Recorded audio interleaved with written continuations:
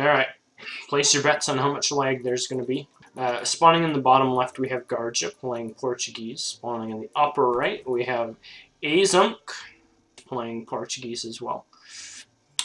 Fun fact, these wonderful UI features that we have up here that have made not only casting, but probably viewing as well, all the more lovely over these past several weeks, is in fact due to our blue superhero here. So a big shout out to him. You can thank him at your leisure.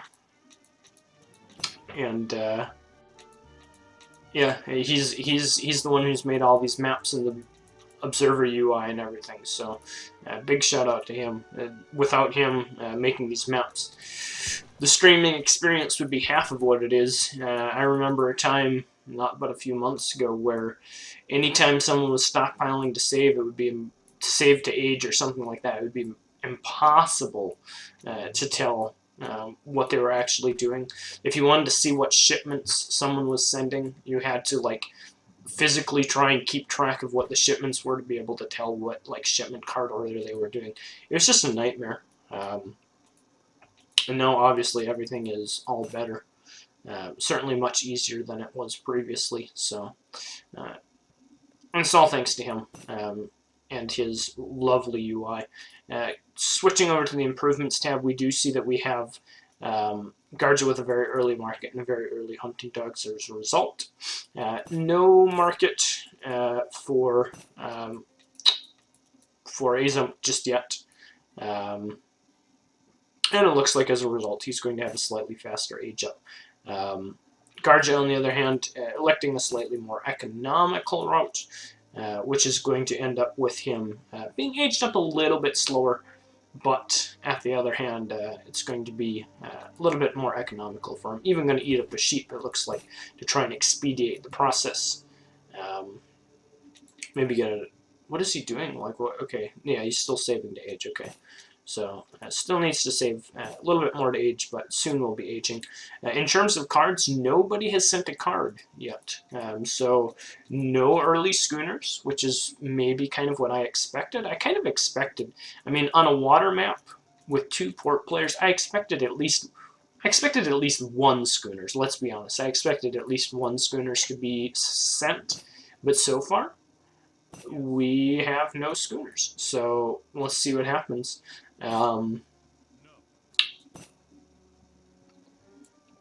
We'll see whether or not fishing becomes an option. Certainly because of just Portuguese's mechanical playstyle, they do have the option to fish. They have schooners, which is... Ooh! Excuse me.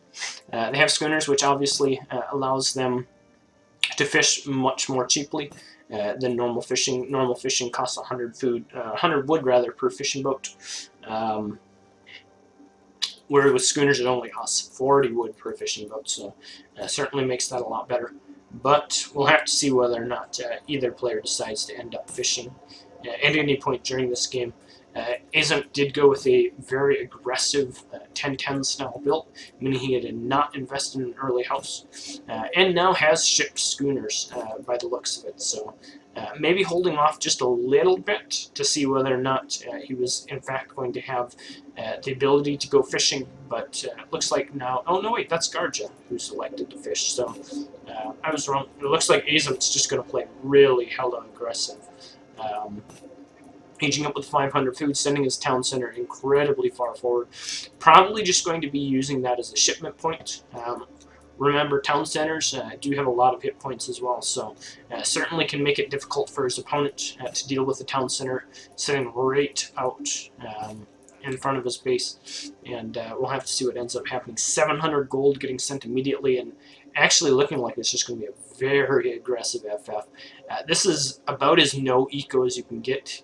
He is still sitting at a very low count here in terms of villagers. In fact, 12 versus the 14 of Garja. Garja is fishing and has put his town center next to his dock, but at the same time, we do have Aizamk with a very forward town center, securing a lot of the map and giving himself a spot to send shipments to when he gets aged up.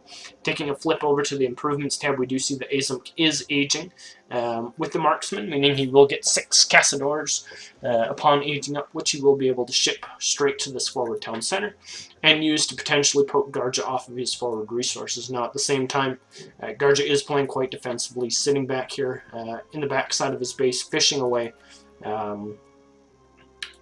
Does have a barracks up as well, so no fortress-oriented play whatsoever out of him. Instead, he's just electing to play more economical and a little bit normal than his opponent. We'll have to see whether or not this low eco play will end up paying off for him. Of course, if you can't make this low eco play pay off in the short term, meaning killing villagers, applying a lot of pressure to your opponent, and keeping him starved off of resources. On this fairly resource-scarce map, we do note that Garja has a second gold mine in a fairly safe location. But should he not be able to apply enough pressure to Garja early in the game, Garja will get a little out of hand here with the fishing stuff that he has. So we have the Cazadors now that should have come. Where are the Cazadors? He aged up with marksman, right? Where are the Cazadors? Oh no, what happened? Oh, I used the spyglass. The spyglass sound and the age-up sound are the exact same. And it looks like Garja is just going to completely ignore the town center, going to ignore the villagers out front, and he's going to march right over to Aizamk's base and try and do a little bit of damage that way. Certainly at this point, he has to have a pretty good idea of what his opponent is up to. We'll have to see. These first 5 crossbowmen are potentially going to be able to apply a little bit of pressure. Guards are now seeing that the villagers are going to be fairly safe, and seeing the age up for Aizamk has found his crossbows in a rather precarious position. Kind of hung out to dry and really behind enemy lines. They don't really have anywhere to go. And in fact, those crossbows are maybe on like a Saving Private Ryan type mission. I don't know that there's any coming back for any of those 5 units. And at the same time, the fortress age now has been reached for Aizamk, and these Cazadors are moving forward to try and do a little bit of damage. Going to be able to poke away at these villagers, or at least force them off resources in the backside of the base. And at the same time, these crossbows trying to reciprocate some of that damage. A couple of them falling down, but at the end of the day, not going to be the end of the world. Garja looks like has shipped 700 gold, is going to try and get aged up, but at the same time, Aizamk has found himself a frigate in the pond, which is going to help secure the map very, very nicely. And very soon, Garja is going to find himself working with not a lot of room. This frigate obviously has 2,000 hit points and a boatload, pun intended, of HP of attack as well. So, is well placed is the town center. The first town center here is for Garja, helping defend his docks. I think the placement of the buildings is even better for Aizamk. He has these town center and market kind of walling off the choke. This town center that is going to restrict his opponent from being able to fish. And Garja has nothing to do but drop an LOL in chat, because I think he might know that he finds himself in a pretty scary spot. Fortunately for him, he does have the second silver mine back here behind his base, but soon he's not going to be able to gather resources. This town center probably covers all the way out to these fish. Certainly this fish is covered by it. And I guess he can. Can he sneak around there? I guess that's probably what this fishing boat is checking. Fortunately, apparently, these little fishing boats can pass right through the rocks. And it looks like he's going to find himself a path to victory here on the backhand side, which will allow him to potentially be gathering from some of these locations here in the back. But all that being said, still does have to worry slightly about the absolute huge amount of contain that Aizamk has set up here in the front part of his base.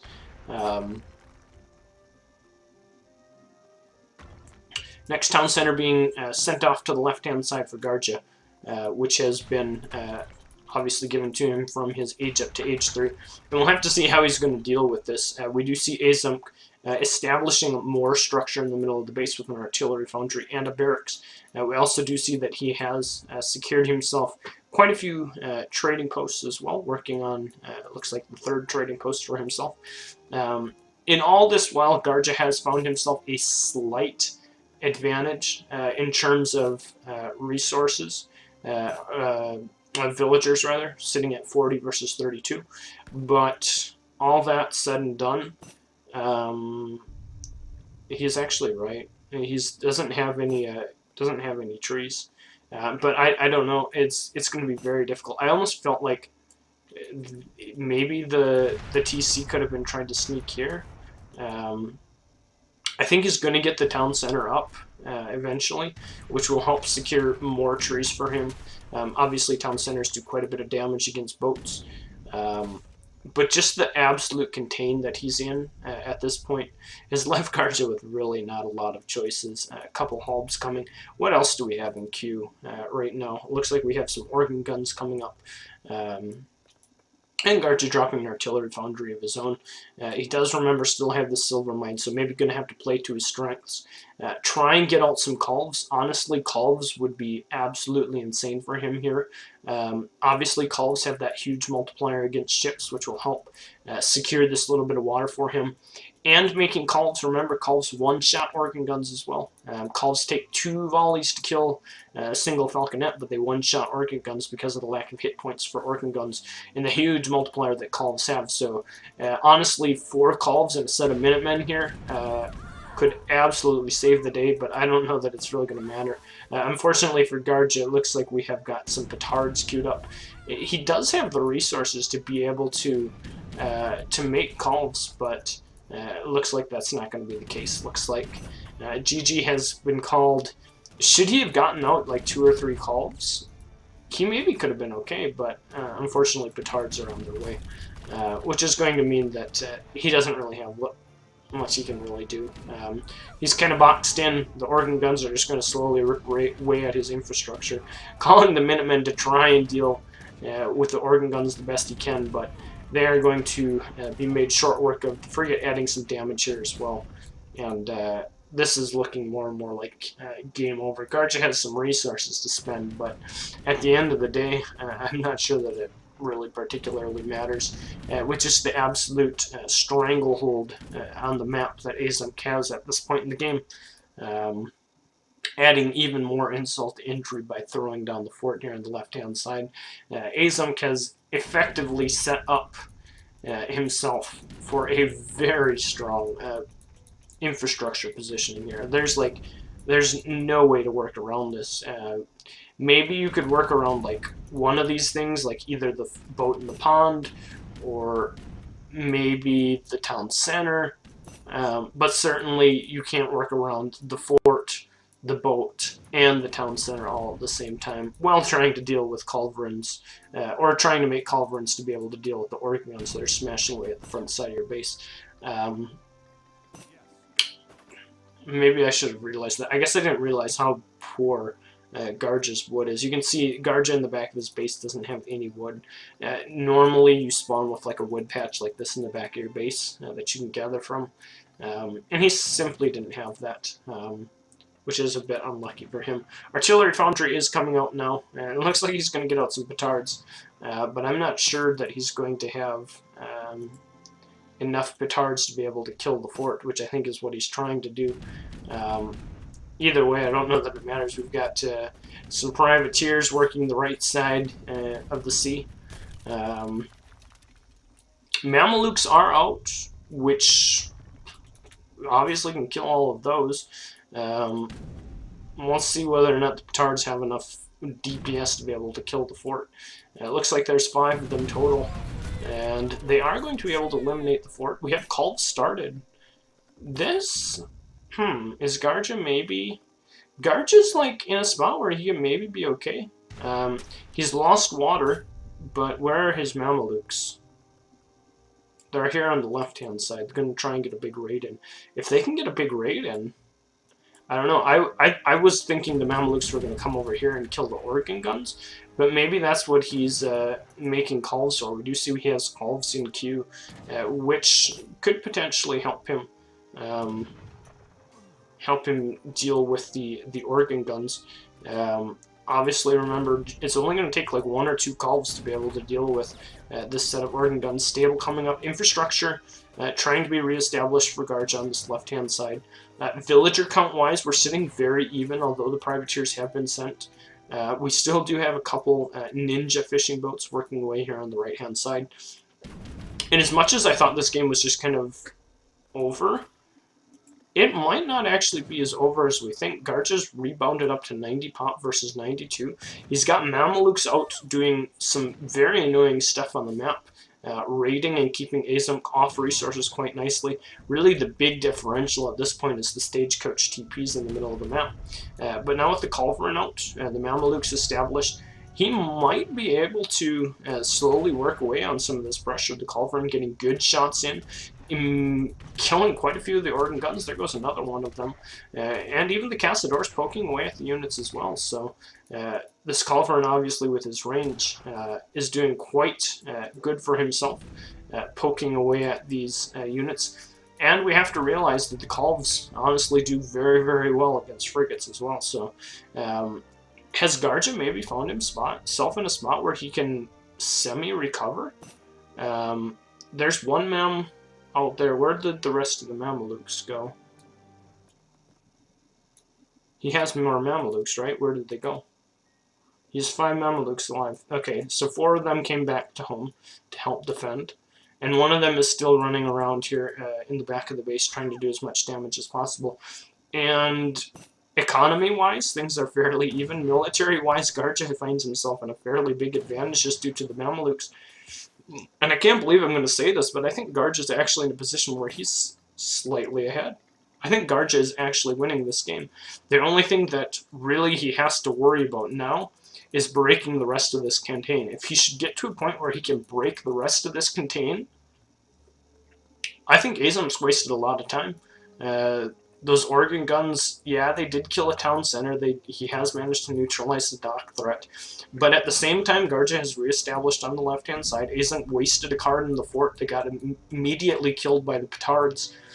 And the villager counts are fairly even. And all that said and done, the two Culverins are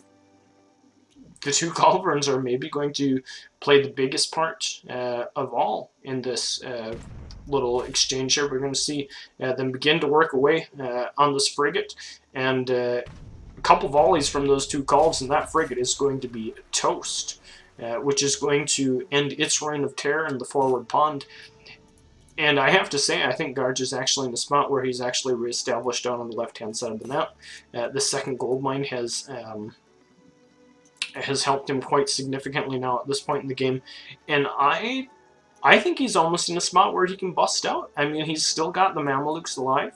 Aizamk, I don't think has, well, he doesn't have resources to send Mams. He has Mams in his deck, but he hasn't sent them just yet. And is this maybe potentially a point where Garja can bust out of his base and actually, like, threaten to win the game? Like, we do have some Cazadors here moving on the left-hand side, which are threatening to infringe on this spot where the villagers are gathering. But this military force for Garja is nothing to scoff at, backed by the Mamelukes as well, which it looks like are moving off to the left-hand side to deal with the Cazadors here that have been picked away at the scout of Garja. If this town center gets broken, the infrastructure falls here in the front side of the map for Aizamk, it's going to be tricky for him to rebuild this. Remember, this whole game, all he's really had going for him is this forward contain. Should he lose this contain, his resources are running a little bit thin on the backside of his map. Still does have a couple silver mines, but certainly the hunts are beginning to wear thin for him. He doesn't really have that many military units, has instead invested in stuff like organ guns, which have been neutralized by the Culverins, the frigate, which has been neutralized by the Culverins, and the privateers, which, although they have killed the water presence on the right-hand side of the map, have failed to completely neutralize the extra economy that Garja is getting from his fishing adventures over here. So, all things considered,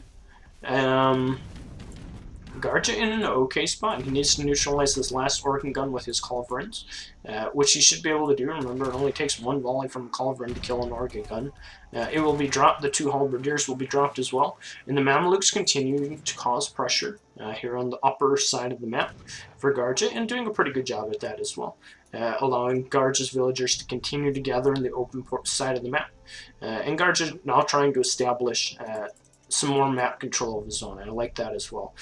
Getting up a wall, trying to take back some of the night and keep his opponent off of his side of the map. Remember, Aizamk does have Mamelukes of his own out, and still does have like a lot of stuff over here on this right-hand side of the map. We can't deny that fact. Obviously, we do have culverins plumping away at this town center, but town centers don't fall very quickly to culverins, and this town center is going to take a long time to be able to kill. Oh. So he got the trading, he got the outpost. Lost almost all of his mounts for it as a result. I think he just wasn't paying attention. I certainly wasn't paying attention up there. And I think if Garja knew what we knew, I think he would just run everything up here. It looks like he's finally going to move up here with some of his stuff and try and kill some of this. It's taking him so long to neutralize this infrastructure. I don't know. Meanwhile, it looks like Aizamk has begun fishing of his own. Does still have the privateers, so when he gets back to here to finding out about these remaining fishing boats, they will be killed. And he has found himself in a slight advantage in terms of eco as well as a result of that for the current time being. And honestly, I think we're at a point where I think things are pretty even. The trade post line has been neutralized. 1 trade post remaining for each player.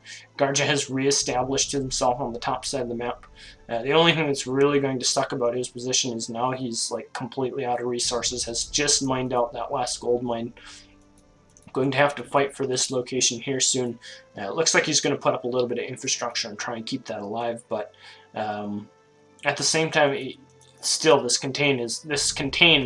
so much infrastructure to work his way through, and without anything that really kills infrastructure, it's still going to be a bit difficult to do anything about that. Let's take a look at upgrades here quick. For Garja's side, we do have the Hussar and Dragoon combat that has been sent. Aizamk looks like he has obviously invested more into unit shipments, both players having sent Mamelukes as well. So no significant upgrades. Garja does have Dragoon combat, meaning his army will be slightly stronger. We see his Dragoons have 280 hit points versus the 240 of Aizamk's. So slight advantages in that regard. And those 2 culverins just slowly working their way away. The outpost is going to get up. Remember, outposts can only hold 20 villagers, so probably not all these villagers are going to fit. And it looks like Garja's whole force is going to be forced to come over here to the side and deal with it. Leaving the culverins exposed, good idea to back those bad boys up. Don't really want to lose those. And looks like we're going to shift our attention to the left-hand side of the map and the remaining resources on this map.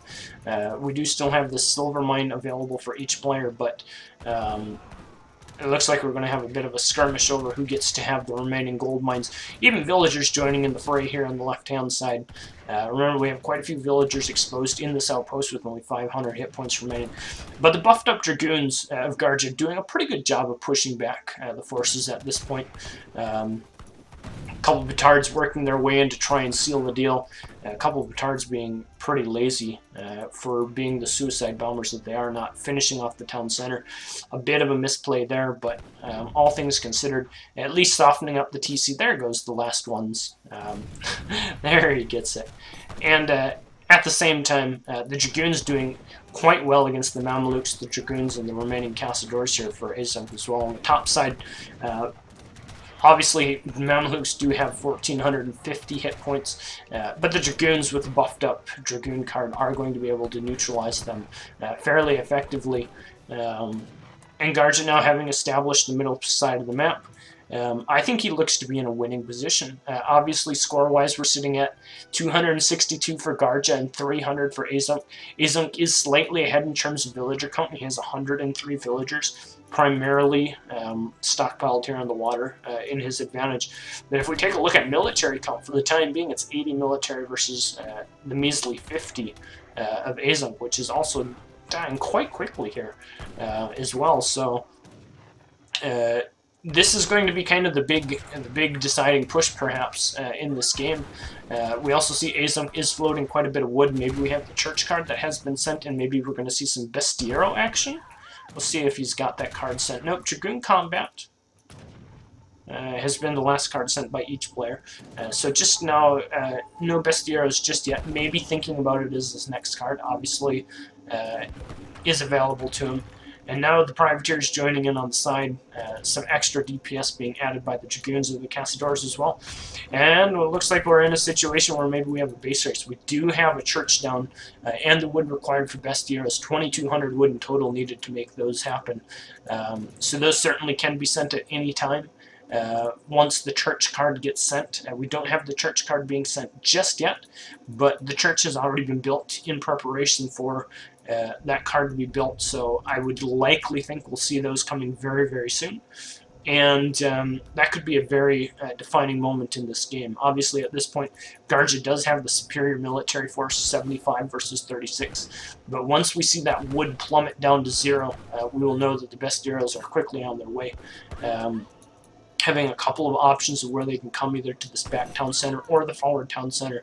And we'll have to see whether or not they get worked in here fairly quickly. No, 2 Oregon guns, interesting. No, that's Garja's card. So what's Aizamk's card? He's, by the looks of it, he's been behind a little bit in terms of card. His card has just been sent now, so I think it should be sent here fairly soon. And this game is turning into a wild one. We have stuff all over the place. We have petards coming, we have units gathering over here. It looks like they're going to try and take refuge from the privateers.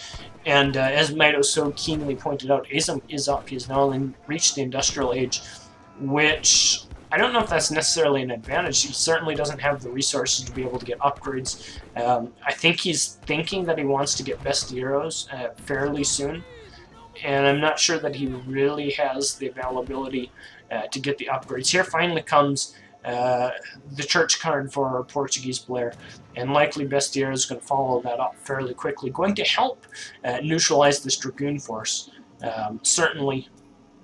And we'll have to see whether or not he makes a big timing behind that. Ooh, no, opting for the Tower and Sword Riders instead of the Bestieros. Obviously, there are 2 options that Portuguese can get from their church card, one of which is the Tower and Sword Riders, which are effectively just Black Riders, very strong Black Riders, and Bestieros as well, which here they come, being shipped into the left-hand side, which are a very strong crossbowman type unit. And it looks like both of those being sent, going to be used to apply some pressure here on the left side of the map, as well as the pressure being applied here in the back side of the map, with this little 6 Dragoon petard and a couple Castador hit squad being sent. And it looks like Garja has called GG. I think he is just out of places to gather resources from. And Aizamk, just for a little bit of flair, is going to throw down the revolt. We do have Outlaw Riders, Tower and Sword Riders, all of the villagers instantly being converted into very strong colonial militia. And this is certainly going to be game. There is no way that Garja has enough resources or units pulled together to be able to dissuade all of this pressure coming this way very, very shortly.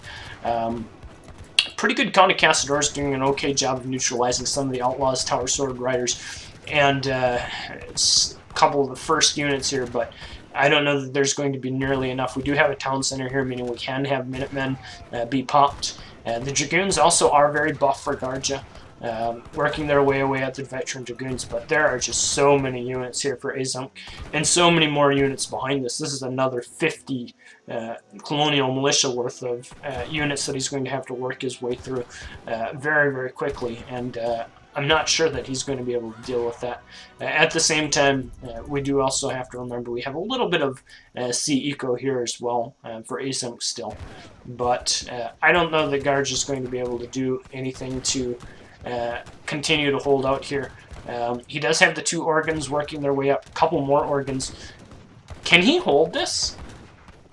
He can maybe hold this. Of course, we do have the frigate in the pond now as well. He might just damn well be able to hold this with the 5 organ guns coming up. And if he holds this, remember, Aizamk, like, this is it. This is skits. Of course, this is still pretty damn scary. But with the frigate, the town centers, and the organ guns stepping up, maybe if these 2 organs got up too, like, he'd need some insane volleys on the colonial militia to be able to kill this. It looks like the organ guns are for the most part going to get neutralized, and I don't see any units coming forward for Garja at this point. Doesn't simply have the gold to be able to make anything else. Is getting off some okay volleys here with his frigate and his 2 organ guns. Is doing an okay job of killing off some of the units, but I don't think it's really going to matter. Losing a lot of villagers here. We can see, is he, no, he's not at 16, is he? That should be Aizamk who's at 16. Certainly, does he, no, he has more than 16 villagers, should have more than 16 villagers. Oh, 45. 45 versus 18. I was looking at military pop. Yeah, and there's still 81 military pop for Aizamk.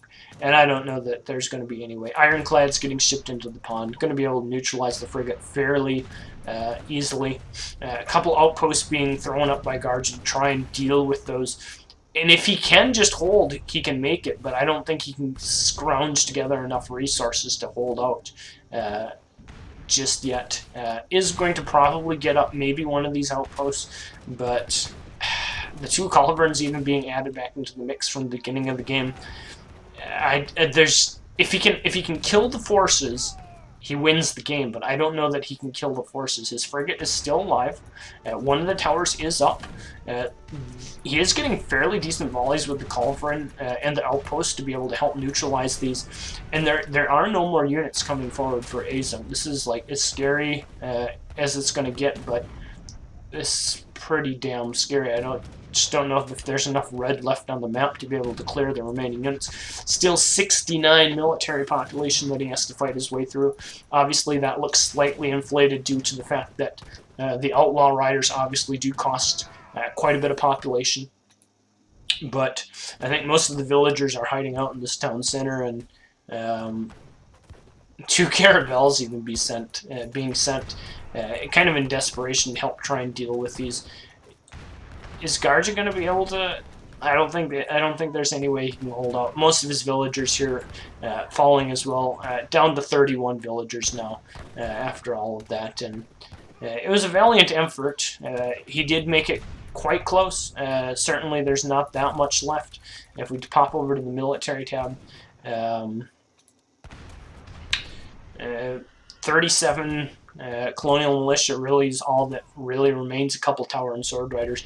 Garja does have another batch of organ guns in production. That should he be able to get those out, will be able to potentially kill off some of these forces. But I don't know if he's going to be able to get those out. Where was the queue? No, it looks like they got canceled. And Garja, he doesn't really have any resources.